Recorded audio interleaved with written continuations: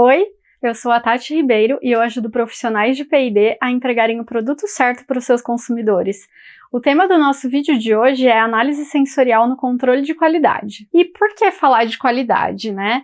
Muitos profissionais de P&D têm essa vida dupla, ou então eles são consultados por outras áreas da empresa, como a qualidade, quando essas outras áreas têm dúvidas. Também é comum que, ao finalizar a entrega de um novo desenvolvimento, o próprio profissional de P&D tenha que determinar quais são os parâmetros de qualidade que o controle de qualidade vai ter que seguir posteriormente. Eu mesma já tive essa vida dupla. Apesar de trabalhar sempre em P&D, eu era muito consultada pelo pessoal da qualidade quando o assunto era análise sensorial. E eu até cheguei a dar alguns treinamentos, ajudei a definir alguns parâmetros de qualidade sensorial para alguns produtos. Vamos lá entender, então, sobre qualidade? Bom, a qualidade de um produto, ela não é algo fácil de ser definida, porque ela não depende só da composição química ou da segurança microbiológica, da segurança toxicológica do produto, mas ela depende também de como esse produto interage com o consumidor e com as suas características sensoriais. Pensa nos produtos que você consome. O que é a qualidade sensorial deles para você? Será que outras pessoas também têm esse mesmo conceito de qualidade de um determinado produto que você tem? Será que eles gostam dos atributos do produto do mesmo jeito que você gosta? Ou, mais importante ainda, será que quem fabricou esse produto pensou no que você gosta para definir os parâmetros de qualidade sensorial? É sempre importante a gente entender a qualidade do ponto de vista do usuário, para poder definir os parâmetros que importam para ele. E por que é bom a gente ter uma etapa de análise sensorial no controle de qualidade? Porque, no fim das contas, o produto que vai chegar para o seu consumidor é o produto aprovado no controle de qualidade, não é? Então, essa etapa também é parte da entrega do produto certo para o seu consumidor. Então, é fundamental definir corretamente os parâmetros sensoriais de qualidade do seu produto para garantir que o seu consumidor receba o produto certo. Eu já passei por uma situação bem desafiadora relacionada à qualidade. Era um produto que no passado ele não tinha um controle de qualidade sensorial muito rigoroso e os parâmetros sensoriais também não eram muito bem estabelecidos. E aí, em um determinado momento, devido a problemas com uma das matérias-primas que vão no processo, né, no produto em questão, teve uma explosão de reclamação de consumidor. Eu não lembro exatamente os números. Eu sei que foi uma grande mudança, assim, tipo de 3 para 300, algum número muito grande, assim, muita reclamação mesmo. E aí a gente foi atrás de investigar as causas dessas reclamações com base nas alterações, principalmente de odor que os consumidores estavam relatando. Então eles consumiam o produto e a principal reclamação que chegava ao conhecimento da empresa era em relação ao odor. Mas em paralelo, a gente também precisava entender em função de quais variáveis e em qual intensidade a produção variava. Então, eu sei que eu tenho uma alteração no odor. O que na minha produção ou o que na minha matéria-prima que pode estar causando essa variação? A gente teve que ir atrás disso. E além disso, a gente precisava entender um outro ponto que era muito importante.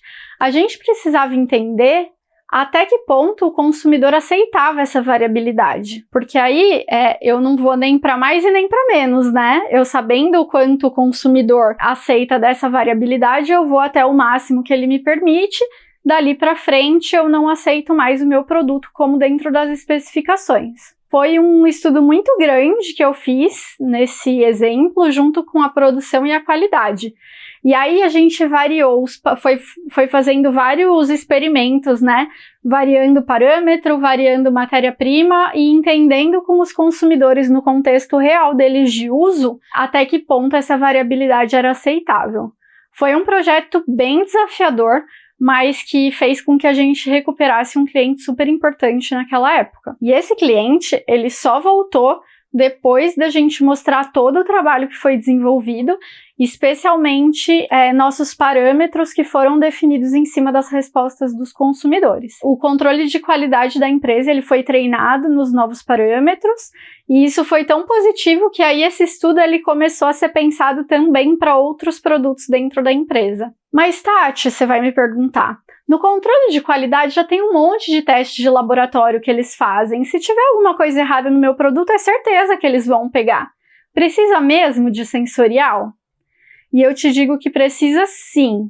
Nesse exemplo que eu contei para vocês que eu vivi, todos os testes de laboratório eles estavam dentro dos parâmetros. Mas me diz uma coisa, por acaso tem testes de laboratório para avaliar o odor de produto? Não tem, né? Aí só nosso super equipamento, nosso nariz. E é a mesma coisa para os parâmetros percebidos pelos nossos outros órgãos dos sentidos também. Nem sempre vai existir uma correlação entre os parâmetros dos testes de laboratório e os atributos sensoriais. Então, por isso, é sempre importante em controle de qualidade você agregar esses dois fatores, a qualidade sensorial e a qualidade que pode ser avaliada em laboratório. Você ainda está em dúvida se é importante incluir análise sensorial no controle de qualidade dos seus produtos?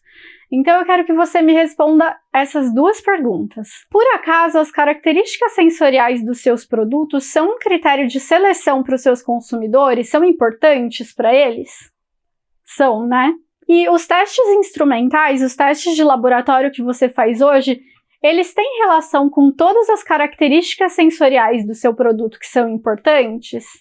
Aí eu aposto que não. Então, se as características sensoriais do seu produto são importantes para os consumidores e você não tem como medir esses parâmetros em testes de laboratório, então você precisa inserir a análise sensorial no controle de qualidade dos seus produtos. E para quais produtos que eu posso aplicar sensorial em controle de qualidade? Bom, se você olhar para o seu portfólio de produtos, o ideal é que todos aqueles onde os atributos sensoriais são críticos para o consumidor entrem nesse controle de qualidade. Mas se você tiver que escolher um para começar, tiver que priorizar, você pode selecionar de acordo, por exemplo, com a importância daquele produto para a companhia, ou então quanto aquele produto varia e precisa de um controle mais rigoroso, ou mesmo o quanto os consumidores ou clientes reclamam desses produtos, para você começar pelos mais problemáticos. E sensorial, um ponto importante, não precisa ser só para o produto acabado, não. Dá para aplicar também no recebimento de matérias-primas e também em alguns pontos críticos da sua produção.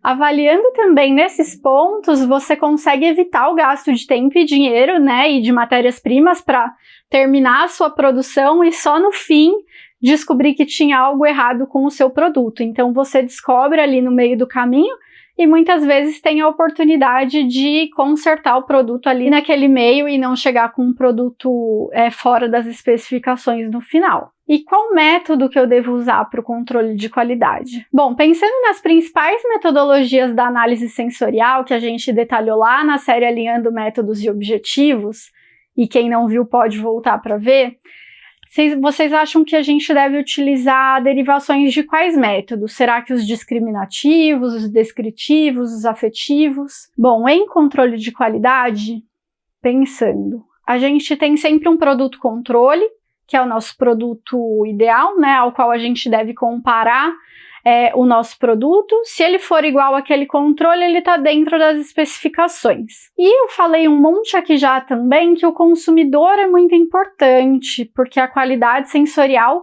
vai depender da interação entre o consumidor e o produto. Pensando nesses dois fatores, os melhores métodos, será que seriam os discriminativos, como triangular, comparação pareada, duotril, e os afetivos, como a aceitação e a preferência? Não.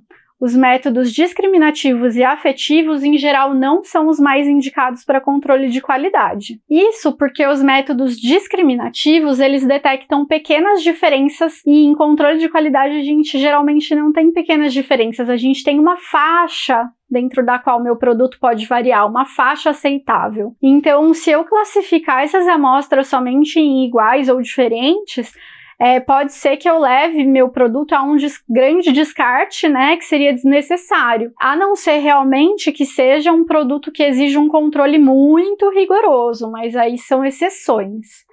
Os métodos afetivos também eles não são nada práticos para uma rotina de controle de qualidade, porque eles precisam de um número grande de avaliadores. Além disso, um produto com baixa aceitação, ele não está necessariamente fora das especificações, né?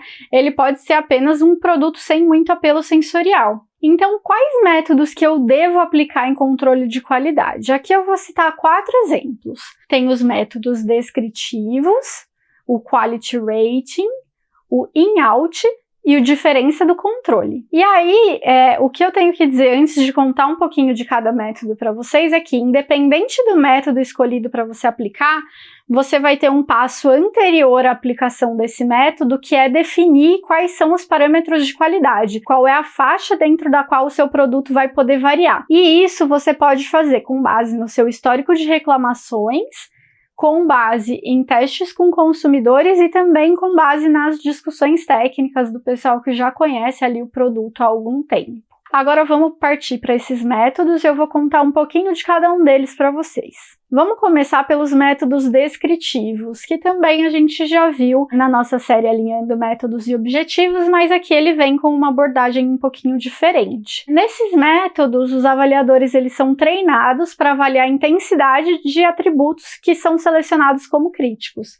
Então eu vou, dentro do meu produto, escolher aqueles atributos que são mais importantes para o meu consumidor, aqueles que são mais críticos, que têm mais variabilidade no meu processo, e vou treinar o meu painel de controle de qualidade para eles. Bom, aí como vai funcionar? Os produtos que tiverem a intensidade de algum atributo fora desses limites que foram estabelecidos, eles vão ser considerados rejeitados. Esse método ele é o mais recomendado para os produtos acabados, porque ele é mais complexo, mas ele também é mais completo. Esse método ele é legal porque é possível a gente obter informações detalhadas sobre o que está variando e quanto que isso está variando e também em qual direção, se é para mais ou se é para menos. E além disso, ele é mais fácil de se relacionar com as medidas de laboratório. E aí você pode começar a entender se existe alguma correlação entre as medidas de laboratório e seus atributos sensoriais, e aí quem sabe no futuro avaliar menos atributos por sensorial, mais por testes de laboratório. Só que por outro lado, como eu já comentei quando eu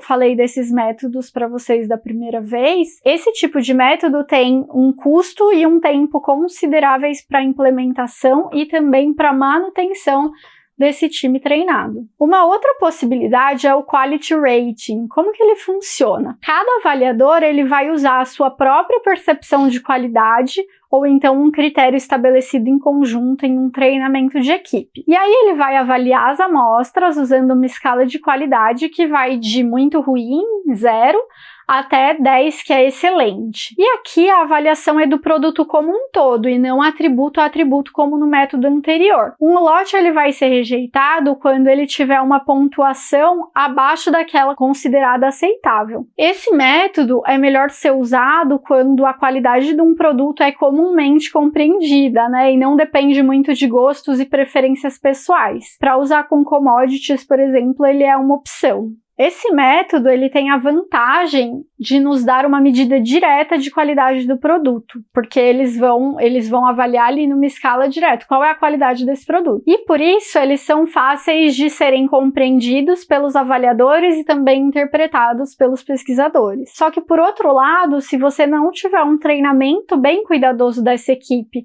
e um critério comum entre todos, pode ser que você tenha uma grande variabilidade no seu painel, devido às diferenças, né, às diferentes experiências que cada um tem com o produto, diferentes familiaridades, enfim. E aí, quando é estabelecido um critério comum, o processo de treinamento é mais complexo e demanda mais tempo, então tem que dar uma equilibrada nisso. Outro ponto importante também é que esse método, ele não vai te indicar no final qual atributo está variando e nem em qual direção, se é para maior ou menor intensidade.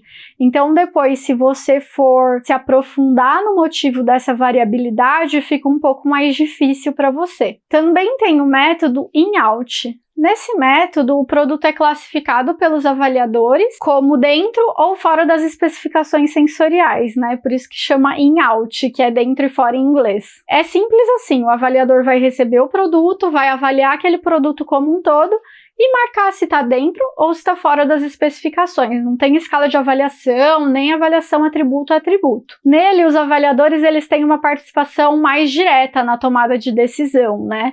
E esse tipo de método ele é mais recomendado para avaliação de matérias-primas ou então produtos finalizados, mas que sejam relativamente simples, ou então que tem poucas dimensões sensoriais. Ele é um método super simples, rápido, o treinamento geralmente é curto, e é onde eu posso usar diretamente os resultados obtidos, além de ter um alto grau de envolvimento dos avaliadores nessas decisões. Só que, por outro lado, assim como no Quality Rating, eu tenho pouca informação sobre os motivos das amostras estarem fora das especificações, para eu poder alterar o que está errado nos próximos lotes. Também tem o fato dos próprios avaliadores definirem se vão aceitar ou rejeitar um produto, e isso pode fazer com que eles se sintam pressionados a aceitar a maioria dos lotes, porque eles sabem a dor de cabeça que é você rejeitar um lote inteiro de um produto. E por último, tem também a diferença do controle. A gente já viu esse método junto com os métodos discriminativos